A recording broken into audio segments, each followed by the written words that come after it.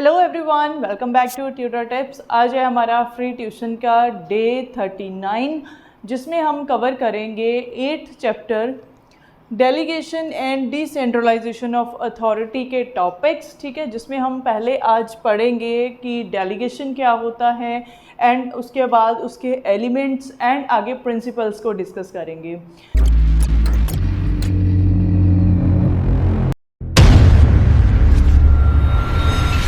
ठीक है, तो चलिए शुरू करते हैं। डेलीगेशन बेसिकली क्या होता है कि जब हम किसी को काम करने की पावर देते हैं, ठीक है, ऑर्गेनाइजेशन में जब मैनेजर्स क्या करते हैं, अपने सबॉर्डिनेट्स को कोई भी पर्टिकुलर टास्क कंप्लीट करने के लिए या फंक्शंस को परफॉर्म करने के लिए उनको पावर देते हैं, ऑर्डर देते हैं and up to some extent authority देते हैं to do that particular task. ठीक है, तो उसको हम क्या बोलते हैं? डेलीगेशन। अब देखते हैं कैसे लिखना है।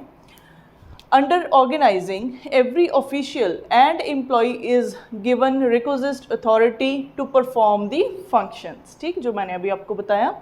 In this context, there are two important concepts, namely delegation of authority and decentralization. ठीक है, delegation of authority मतलब कि किसी को पावर देना काम करने की, एंड डिसेंट्रलाइजेशन क्या होता है कि जब हम वर्क को या हम क्या करते हैं डिपार्टमेंट्स में या डिपार्टमेंटेशन कर देते हैं, जिसको सिंपली वर्ड्स में हम बोलते हैं। ठीक है, वो डिसेंट्रलाइजेशन होती है। ये हम बाद में पढ़ेंगे, पहले हम क्या है डेलीगेशन के बारे में पढ़ेंगे। ठीक है, आगे है delegation means assigning the work to others and giving them authority to do it. ठीक है, इन्वर्टेड कॉमर्स में एज इट इज़ आपने यहाँ पे एक्सप्लेन करना है। ठीक है, and along with this you have to explain with the we can say examples and definitions also. ठीक है, आप डेफिनेशन किसी भी ऑथर की दे सकते हो। नंबर ऑफ ऑथर्स की डेफिनेशंस आपकी बुक में गिवन है। ठीक है, तो जैसे भी आपको ईजी लगे तो आप किसी भी ऑथर की डेफिनेशन जो है वो लिख सकते हो। ठीक है, उसके बाद there is a need for help from the subordinate to perform all the functions. This can be done with the help of delegation of authority and decentralisation. ठीक है, क्योंकि देखिए जो टॉप लेवल मैनेजमेंट ने डिसीजन मेकिंग करी है, ठीक है, प्लानिंग करी है, तो उस पर्टिकुलर प्लानिंग को या डिसीजन मेकिंग को हमने जो भी पर्टिकुलर ऑब्जेक्टिव सेट किए हैं उन तक पहुंचना है। उन तक पहुंचने के लिए हमें क्या है, अपने सबॉर्डिनेट्स की हेल्प चाहिए। ठीक है, अब जैसे टॉप लेवल मैनेजमेंट है, उसको middle level management and then lower level management, ठीक है, सबकी हेल्प की ज़रूरत है। तो वो कैसे काम करेंगे? अगर क्या है टॉप लेवल मैनेजमेंट उनको up to some extent authority provide करती है कि आप इस पर्टिकुलर अथॉरिटी तक या इतनी लिमिट तक you can make orders, you can do the work by your own. ठीक है, अपने हिसाब से आप काम कर सकते हो। उसके बाद in simple words, giving somebody with the lower job or position a particular task to do।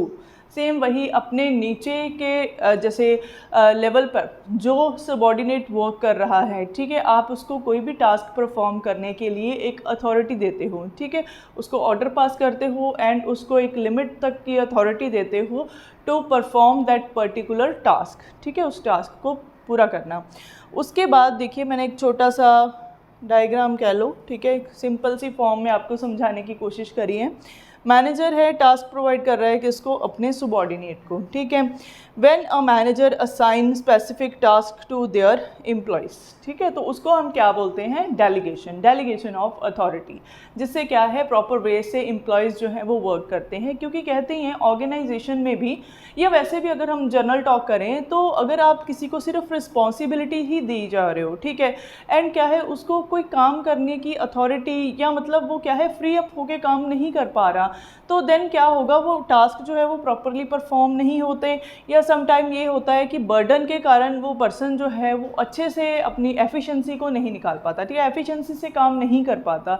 तो क्या है कि ऑर्गेनाइजेशन में अच्छे फंक्शंस को परफॉर्म करने के लिए या एफिशिएंसी को इंक्रीज़ करने के लिए हमें अपने एम्प्लॉयज़ को क्या है एक लिमिट तक एक अथॉरिटी देनी होती है, क्योंकि तभी क्या है एम्प्लॉयज़ जो है वो फ्रीली वर्क कर सकते हैं एंड देन उनके पास क्या है अथॉरिटी के साथ साथ ये एक रिस्पॉन्सिबिलिटी भी उनकी बन जाती है कि अगर हमें ये अथॉरिटी मिली है काम करने की तो then we are accountable for that, कि हमने जो पर्टिकुलर टास्क जिसके लिए हमें अथॉरिटी दी है उसको कंप्लीट करना है।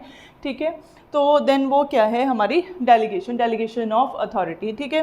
तो आई होप कि इंट्रोडक्शन एंड मीनिंग के लिए ये बहुत सही आपको एक्सप्लेनेशन मैंने दी है, ठीक है। अगर फिर भी कोई डाउट होगा तो देन आप मुझे कमेंट में बता देना, ठीक है।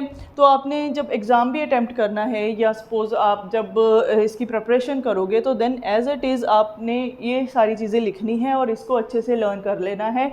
तो अगर शॉर्ट क्वेश्चन में भी आपको ये आएगा ना डेलीगेशन, तो देन इतना लिखना सफिशेंट होगा, ठीक है। तो आप बच्चे कॉपी पेन लेके साथ में बैठा करो, ठीक है। जो जो मैं आपको एक्सप्लेनेशन देती हूँ रिगार्डिंग एनी कंसेप्ट, तो वो उसको आप अच्छे से नोट कर लो, ठीक है। तो अगर जब मैं बोल रही होती हूँ, अगर उसमें भी आपको कोई क्वेश्चन अराइज होता है, ठीक है, आपके दिमाग में कोई क्वेश्चन आता है, तो आप उसको नोट डाउन करके रखो। और जो मैंने व्हाट्सएप नंबर आपको दिया हुआ है, ठीक है, उसके ऊपर आप मुझे फ्रीली जब मर्जी मैसेज कर सकते हो, ठीक है। सो ये तो है डेलीगेशन का मीनिंग, इंट्रोडक्शन, ठीक है, जो हमने कवर किया। अब देखिए एलिमेंट्स ऑफ डेलीगेशन।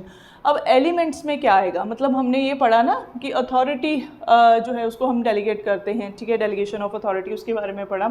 अब डेलीगेशन क्या है, ठीक है, जैसे हम कहते हैं ना किसी को पावर देना कोई काम करने की या कुछ सौंपना, ठीक है, कोई काम, मतलब जो भी टास्क हमने दिया है उसको करने के लिए जो हम उसको एक मतलब एक पावर देते हैं, एक ऑर्डर देते हैं ना कि हाँ up to that extend you have to do that particular work freely, ठीक है।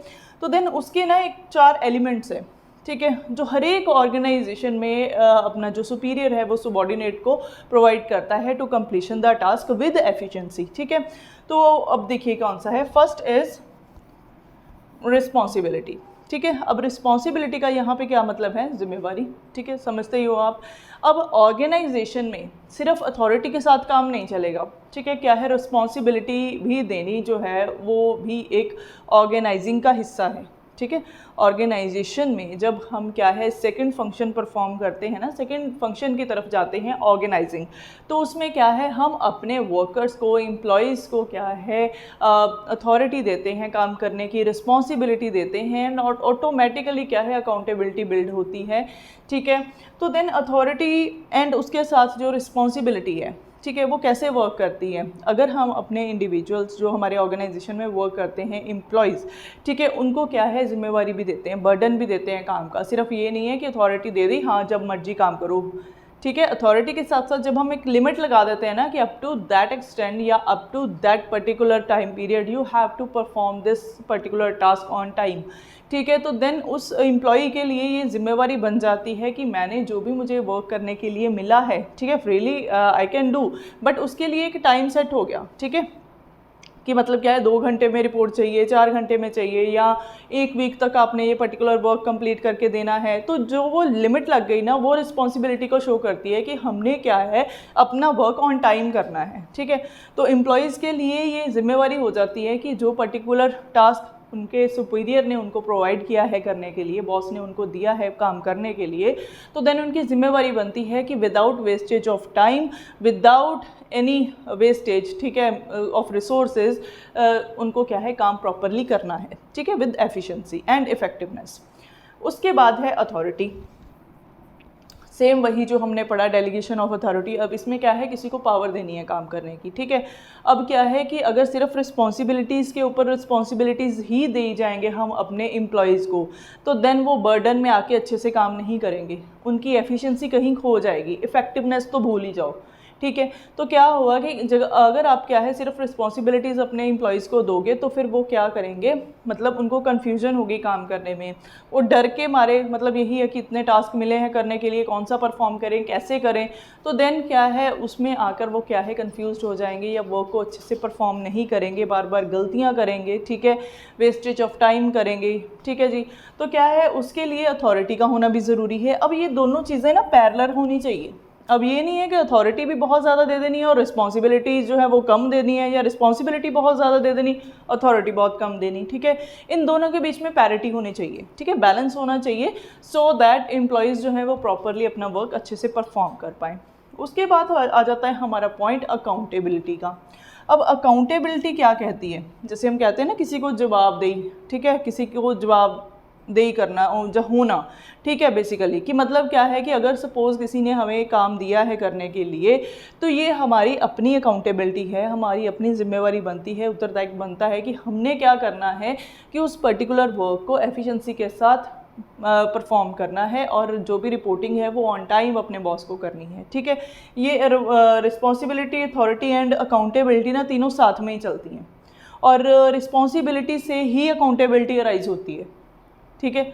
एंड देन जो अच्छे एम्प्लॉयज़ हैं ना वो क्या करते हैं, अपनी जो अथॉरिटी है उसका मिसयूज़ नहीं करते, विद लिमिट्स जो उनको पावर दी हुई है काम करने की उसके अकॉर्डिंगली ही वर्क करते हैं। एंड देन वो अकाउंटेबल रहते हैं अपने सुपीरियर के लिए, अपनी टॉप लेवल मैनेजमेंट के लिए कि हमने जो पर्टिकुलर वर्क करना है, ठीक है, उसको क्या है एफिशिएंसी के साथ करना है, इफ़ेक्टिवनेस के साथ करना है, जो एंड रिज़ल्ट निकल के आएंगे वो फेवरेबल आएंगे, ठीक है। एंड ऑर्गेनाइजेशन की ग्रोथ के लिए भी बेटर होंगे, ठीक है। तो मतलब एक जो लॉयल एम्प्लॉयज़ होते हैं ना वो बेसिकली इन चीज़ों को ध्यान में रख के ऑर्गेनाइजेशन में वर्क करते हैं।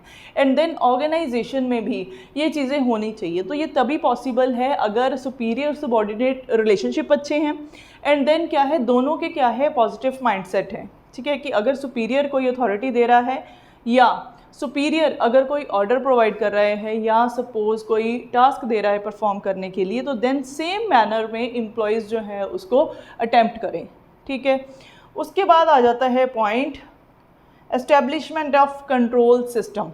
इसका सिंपली मतलब यही है कि क्या ये तीनों चीज़ें अच्छे से वर्क कर रही हैं या नहीं, वो कैसे पता चलेंगी, अगर क्या है हम अपने एम्प्लॉयज़ से फीडबैक लेंगे, ठीक है। तो ये कंट्रोल सिस्टम जहाँ पे वर्ड आ गया, it means this is related with the feedback और reporting system of the employees, how you are taking the reports from your employees that how they have done their work properly, ठीक है। उस चीज़ को देखना है किस तरीके से वो काम उन्होंने किया है, क्या जो आपने टाइम लिमिट दी थी क्या उसके अकॉर्डिंगली वर्क किया, जो रिस्पॉन्सिबिलिटीज़, ठीक है, उनके पास मतलब होनी चाहिए, या सपोज जिन रिस्पॉन्सिबिलिटीज़ को समझ के अकाउंटेबिलिटी के साथ उन्होंने वर्क करना था, क्या according to that they have perform their work और नॉट, ठीक है।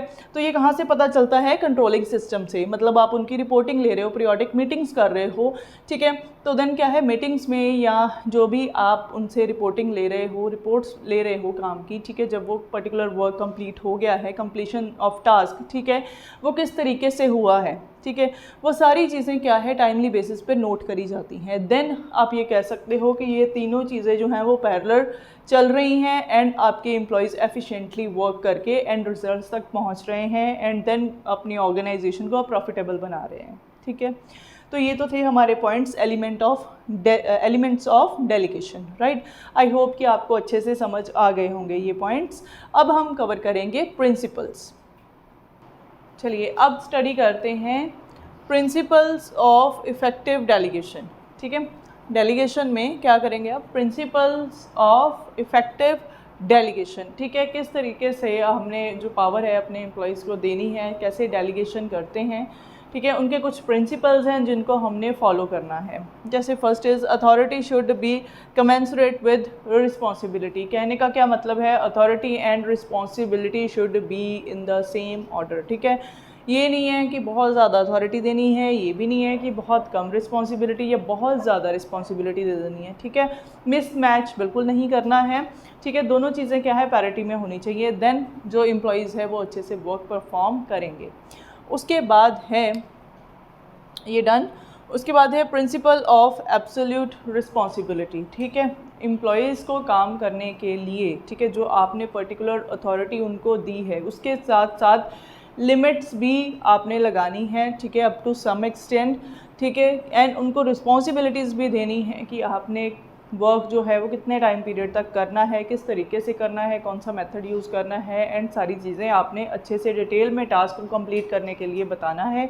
एंड देन क्या है उनको क्या है रिस्पॉन्सिबिलिटी का भी पता होना चाहिए कि हमारी ये रिस्पॉन्सिबिलिटी है कि हमने अपना जो टास्क है वो ऑन टाइम अचीव करना है। देन है principle of unity of command. Principle of unity of command यहाँ पे क्या कहता है, there should be one superior, ठीक है, जिसको सबॉर्डिनेट मानेंगे, ठीक है। उनके ऑर्डर्स जो एक सुपीरियर है, ठीक है, उसके ऑर्डर्स को मानेंगे एंड उसके लिए ही अकाउंटेबल होंगे, ठीक है जी। अब ये नहीं है कि 2 सुपीरियर अगर हैं या 4 सुपीरियर है तो चारों के चारों अपनी अपनी डायरेक्शन बता रहे हैं एंड एम्प्लॉयज़ उसको फॉलो करने की कोशिश कर रहे हैं, तो इसमें क्या होगा, कोशिश नाकामयाब होगी, एम्प्लॉयज़ जो है वो कंफ्यूज रहेंगे, किसकी बात मानी जाए किसकी नहीं। तो ऑर्गेनाइजिंग में क्या है, सबसे इम्पॉर्टेंट बात ये है कि एक सुपीरियर एंड उसी सुपीरियर का जो एक ऑर्डर है उसको ही मान के उसकी डायरेक्शन के अकॉर्डिंगली, उसके ऑर्डर के अकॉर्डिंगली जो भी फंक्शंस हैं वो परफॉर्म होने चाहिए by the employees, by the subordinates. ठीक। देन है प्रिंसिपल ऑफ फंक्शनल क्लैरिटी, जिसको आप अथॉरिटी दे रहे हो, ठीक है, अथॉरिटी या रिस्पॉन्सिबिलिटी आप दे रहे हो, उस पर्सन को ये क्लियर होना चाहिए कि exactly what he is doing, ठीक है, उसको ये पता होना चाहिए वो क्या कर रहा है एंड उसने क्या करना है, क्या वो उस पर्टिकुलर टास्क को कंप्लीट करने के लिए जो एक टास्क मैनेजर द्वारा दिया गया है, वो ये पता होना चाहिए कि क्या वो उस काम करने के लिए कैपेबल है या नहीं। उसकी एबिलिटी चेक करके, उसकी स्किल्स चेक करके अकॉर्डिंग टू दैट मैनेजर को वो टास्क देना चाहिए। एंड देन एम्प्लॉयज़ को भी ये क्लैरिटी होनी चाहिए कि जो पर्टिकुलर फंक्शंस उन्होंने परफॉर्म करने हैं क्या उनकी कैपेसिटी के अकॉर्डिंग है, उनकी एबिलिटी के अकॉर्डिंग है, उनकी नॉलेज के अकॉर्डिंग है या नहीं, ठीक है, तभी जो टास्क हैं वो एफिशिएंटली अचीव होंगे। उसके बाद है principle of level of authority, ठीक है। Principle of level of authority का क्या मतलब है, कितने आपने अथॉरिटी अपने सबॉर्डिनेट को प्रोवाइड करनी है, ठीक है।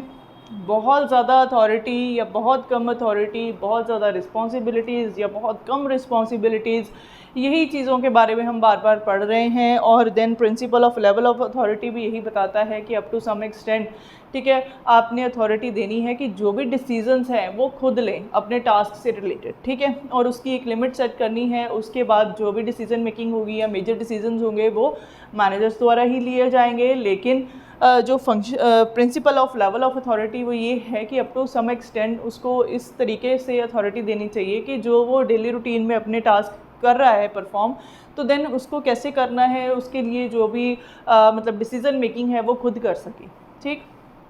नेक्स्ट है डेलीगेशन शुड बी रिवॉर्डेड, ठीक।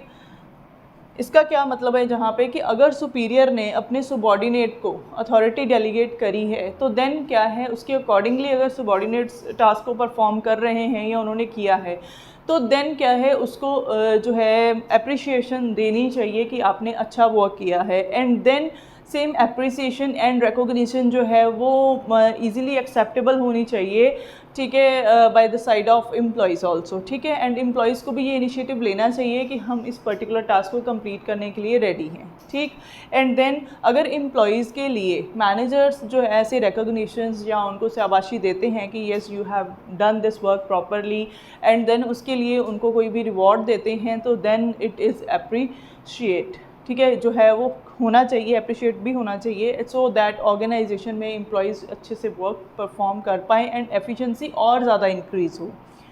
उसके बाद है principle of delegation by and result expected, जो भी एक्सपेक्टेड रिजल्ट्स हैं, ठीक है, उस तक पहुंचना है। वो तभी पॉसिबल है अगर आपके एम्प्लॉयज़ एफिशिएंसी के साथ वर्क करते हैं। तो एफिशिएंसी भी तभी आएगी अगर उनकी कैपेबिलिटी के अकॉर्डिंगली उनको अथॉरिटी दी गई है काम को परफॉर्म करने की, कोई भी टास्क को परफॉर्म करने की, ठीक। उसके बाद है प्रिंसिपल्स ऑफ कॉम्पिटेंस, ठीक है। अब प्रिंसिपल ऑफ कॉम्पिटेंस यहाँ पे क्या कहता है,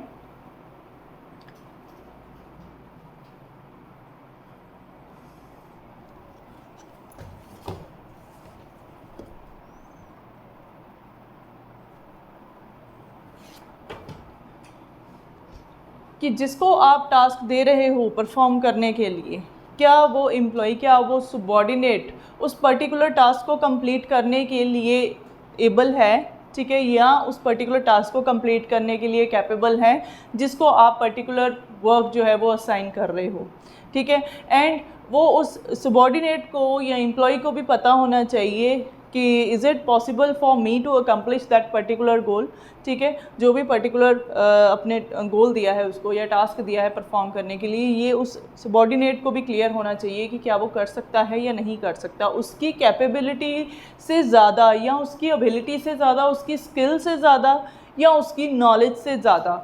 अगर आप उसको कोई भी टास्क परफॉर्म करने के लिए देते हो या एक मैनेजर जो है अगर टास्क जो है उसकी बियॉन्ड द एबिलिटी उसको देते हैं, तो देन क्या होता है, टास्क एफिशिएंसी के साथ अचीव नहीं होता। कोई भी पर्टिकुलर वर्क या जो भी फंक्शन वो परफॉर्म कर रहा है उसमें कन्फ्यूजन होगी, एंड देन क्या है, वो इस बर्डन के साथ काम को अच्छे से नहीं परफॉर्म कर पाएगा। तो प्रिंसिपल ऑफ कॉम्पिटेंस में यही है कि पहले आपने एबिलिटी चेक करनी है कि जो पर्टिकुलर टास्क आप दे रहे हो एम्प्लॉय को करने के लिए, उसमें ये चेक करना है कि वो कैपेबल है करने के लिए या नहीं, ठीक है। देन आप जो है डेलीगेशन कर सकते हो जो भी आपने पर्टिकुलर टास्क अपने एम्प्लॉय को देना है।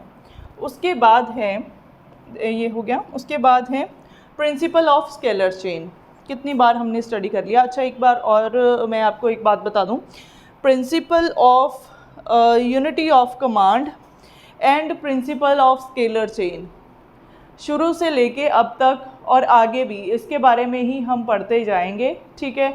एंड बहुत ही सिंपल से प्रिंसिपल्स हैं, बार बार रिपीट हुए हैं, तो देन क्या है, शॉर्ट क्वेश्चंस में या एमसीक्यूज़ में इसके आने के बहुत ज़्यादा चांसेस हैं, तो आपको अच्छे से प्रिपेयर करना है। अब ये नहीं है कि बाकी छोड़ देने हैं, सभी के सभी ही इंपॉर्टेंट है, ठीक है। प्रिंसिपल्स जितने भी हमने किए हैं, ठीक है, वो सारे के सारे इंपॉर्टेंट है, अच्छे से आपने उनको जो है परफॉर्म अपना लर्न करना है, ठीक है जी। उसकी बात है principle of scalar chain. Principle of scalar chain यहाँ पे कहता है कि किस तरीके से अथॉरिटी एंड रिस्पॉन्सिबिलिटी फ्लो करती है, ठीक है, from the top to the lower and lower to the top. From the top to lower authority आएगी and then from the lower to the top management responsibility flow करेगी, ठीक है। किस तरीके से आप अपने एम्प्लॉयज़ को, अपने सबॉर्डिनेट को टास्क दे रहे हो, उनको अथॉरिटी दे रहे हो काम करने की, and then by this way and then how they are responsible and how they are performing their work, it flows from the lower to the top management, ठीक है। इस तरीके से अथॉरिटी एंड रिस्पॉन्सिबिलिटी फ्लो करती है। And scalar chain यहाँ पे यही बताता है कि हमने कैसे एक हायरार्किकल फॉर्म में, एक सिस्टम में वर्क करना है, स्टेप बाय स्टेप। मतलब क्या है कि जो सुपीरियर एंड सबॉर्डिनेट हैं, ठीक है, उनके लेवल्स के accordingly one by one authority pass होगी, ठीक है, ऑर्डर्स पास होंगे, एंड उसी तरीके से ऑर्डर्स को मान के एम्प्लॉयज़ काम करेंगे अपने सुपीरियर के लिए, ठीक है, वो भी स्टेप बाय स्टेप। जैसे सपोज टॉप लेवल मैनेजमेंट जो भी डिसीजन मेकिंग करती है, प्लानिंग करती है, ठीक है, वो आगे क्या है, डेलीगेट करती है authority to the middle level management, ठीक है, कि आपने अप टू दैट एक्सटेंड, ठीक है, जो भी डिसीजन मेकिंग करनी है, एंड देन जो हमारे एक्सपेक्टेड हमने सोचा हुआ है गोल्स हैं, ठीक है, उनको अचीव करना है, तो उसके लिए कौन कौन से फंक्शंस हैं, ठीक है, तो उससे रिलेटेड जो भी डिसीजन मेकिंग होगी, ठीक है, वो जो भी ऑर्डर्स होंगे वो आगे पास हो जाएंगे to the lower level management. Same as it is lower level management अपने जो वर्कर्स हैं उनको पास आउट करेंगे, ठीक है, उसके अकॉर्डिंगली। ये तो क्या हो गया कि अथॉरिटी पास हो रही है, ठीक है, एंड देन रिस्पॉन्सिबिलिटी भी ऐसे ही, वर्कर्स जो हैं वो लोअर लेवल मैनेजमेंट, जैसे उनके सुपरवाइजर्स या फोरमैन्स हो गए, उनको रिपोर्टिंग करेंगे, वो आगे मिडल लेवल मैनेजमेंट को, मिडल लेवल मैनेजमेंट आगे रिस्पॉन्सिबल होगी to the top level management, ठीक है। तो इस तरीके से जो स्केलर चेन है, एक सिस्टम है, इस तरीके से वर्क करेगा, ठीक है। तो आई थिंक बार बार ये चीज़ हमने पढ़ी है। According to concept scalar chain क्या है ये आपको क्लियर होना चाहिए। अब यहाँ पे स्केलर चेन हमने कैसे पढ़ा है कि डेलीगेशन ऑफ अथॉरिटी से रिलेटेड, ठीक है। पहले हमने कैसे पढ़ा था कि कम्युनिकेशन चैनल के अकॉर्डिंगली, ठीक है, कि कैसे स्टेप बाय स्टेप हम जो कम्युनिकेशन है वो पास होती है from the top to the lower management, ठीक है जी। बट डेलीगेशन ऑफ अथॉरिटी में क्या आएगा, अथॉरिटी एंड रिस्पॉन्सिबिलिटी में क्या आएगा कि किस तरीके से स्टेप बाय स्टेप एक सिस्टम में अथॉरिटी एंड रिस्पॉन्सिबिलिटी फ्लो करती है, राइट। सो आई होप आपको ये पूरे का पूरा लेक्चर समझ आ गया होगा, प्रिंसिपल्स भी आपको अच्छे से क्लियर हो गए होंगे। कोई डाउट होगा तो कमेंट सेक्शन में आप मुझे बता सकते हो। अगर आपको वीडियो अच्छी लगी तो प्लीज़ इसे लाइक ज़रूर करना, शेयर करना, चैनल को सब्सक्राइब करना। अगर आप चैनल पर नए हैं बेल आइकन को प्रेस करना सो दैट आगे आने वाली वीडियोस की नोटिफिकेशन आप तक पहुंच सके।